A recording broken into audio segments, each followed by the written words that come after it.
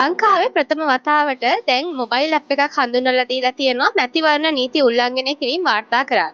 ECEDR app එක පළවෙනි සැරේට තමයි නැගලා කොමිසම් සභාව විසින් අපිට ඉදිරිපත් කරලා තියෙන්නේ.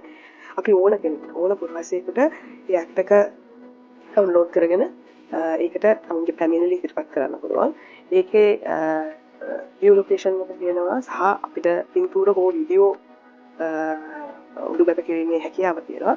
ඒකට ඒක ගොඩාක් වැදගත් වෙනවා සාමාන්‍ය පුරවැසියෙක් සාමාන්‍ය උනන්දුවක් තියෙන ඡන්දදායකයෙකුට මොකක් හරි පැතිවරණ නීති උල්ලංඝනය කිරීම තමුන්ට අවශ්‍ය කරන දෙයක් ඉල්ලන්න මේක කෙලින්ම සංයෝජන මාධ්‍යයට පාවිච්චි කරන්න පුළුවන්. දැනට මේ පැතිවරණ මේ ඇප් එක ක්‍රියාත්මකයි.